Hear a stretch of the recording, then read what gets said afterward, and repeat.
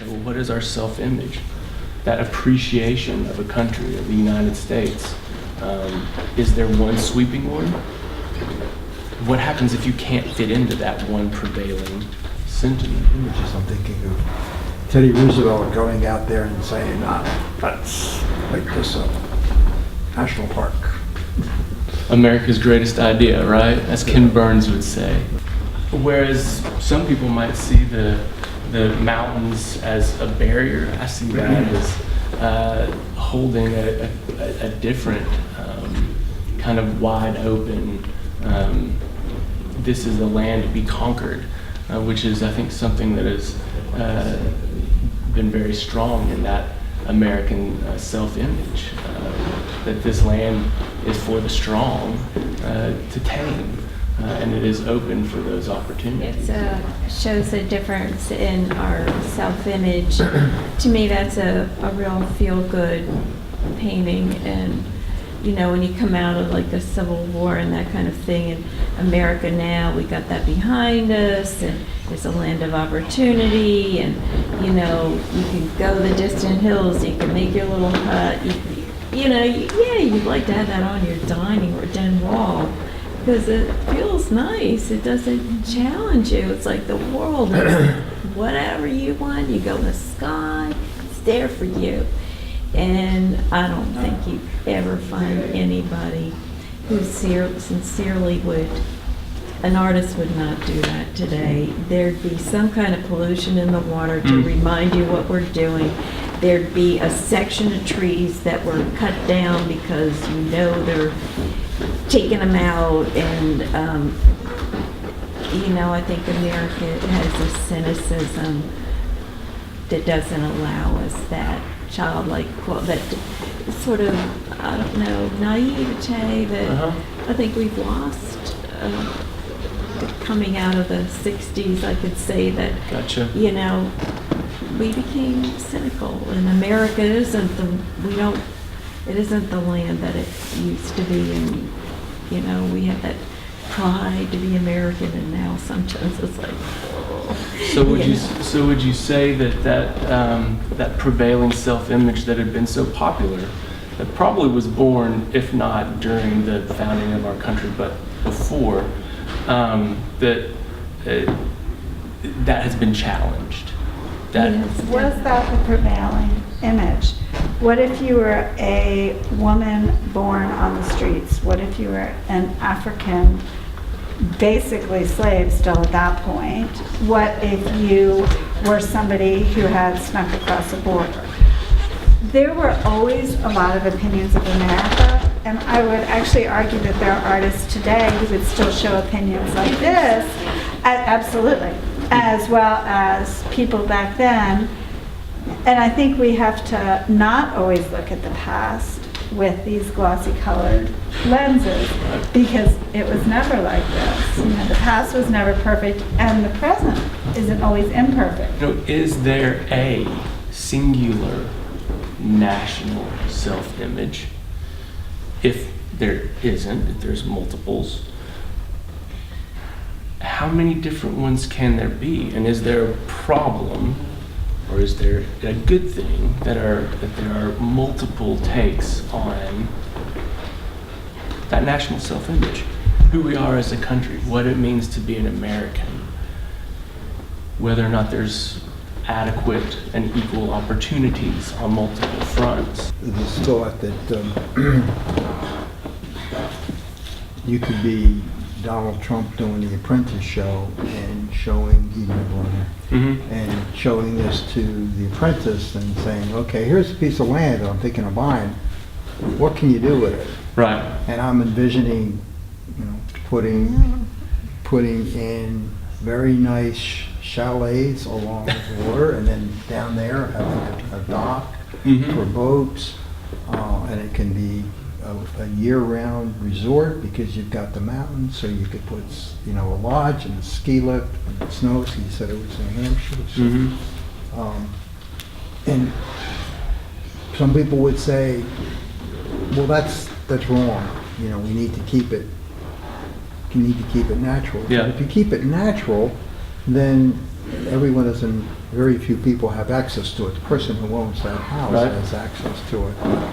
If you open it up and you make it a resort community, assuming it has the infrastructure, I say, and sufficient access to get there, it'll be open up to many more people, and probably and middle-class people can afford to. So there's always a struggle that do you keep it? Do you keep Certainly. it, like I said before, do you want to keep it a national park, Mm-hmm. or can you allow for expansion, development, Right. and have it accessible to A good, the person working in the city that wants to take the weekend or a week vacation to go up to the mountain right. and spend the week there, enjoying the lake and the beautiful sunsets and the sunrises and all times of the year. I mean, right now it's fall, so it's Well, gorgeous. but I think you're talking about actually 3 different national identities, which were all existing, remember, in the 19th century. The Mhm. vision of a capitalist economy, Uh-huh. the person who's seeing that as future rail lines, you have a capitalist. Right. The vision of a naturalist, that literal manifest destiny, God gave us the land, and we're going to keep it that way, and we're Mhm. going to respect the noble savage, Certainly. losing their worth. Or that vision, there's something else you said, about an economy, this comes a little bit later, but where you have all classes having leisure time. And so you have a leisure economy and a tourist economy that comes a little bit later in the century. So those are 3 very different and often clashing, but there's a limited quantity of land. Yeah. All those people could and will find this land. Mm-hmm. And those people do need each other, but those people don't necessarily like everything the other people believe in. The person who sees the train is going to take down your land, but they're also going to give you access to supplies. The person who wants leisure time is going to add to the community, is going to add potential mates, frankly, for the next generation, is going to add a reason for the young people to stay, but they're also going to add a lot of houses and pollution and sound. And all these people do have to live together then and now. And that's very much a part of our national identity.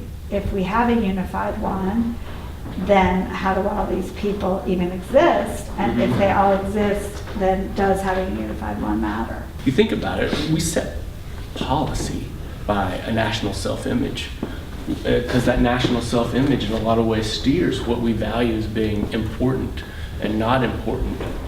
And those things that are important tend to have policies built around them, legislation put at them. But when I was thinking about this earlier today, I was thinking, okay, well, what if we drew that down or kind of focused in and got away from that bigger picture of that national self-image? What if we talked about a more regional or a state or a local self-image? Here in Chattanooga, I think that there's probably multiple takes on the image of Chattanooga, that self-image.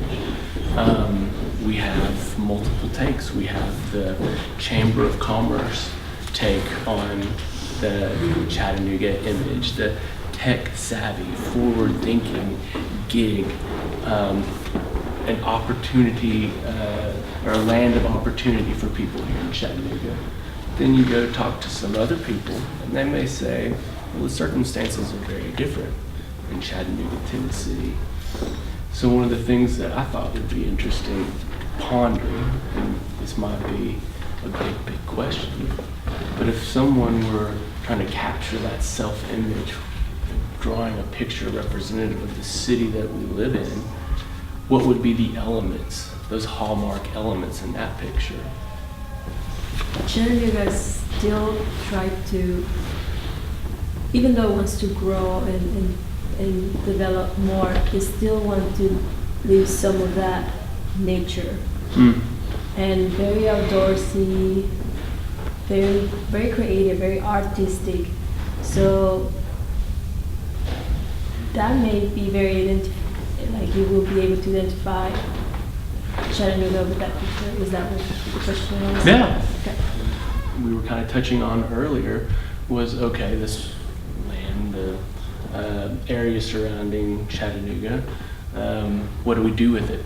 Who gets to be a part of it? How accessible do we make it?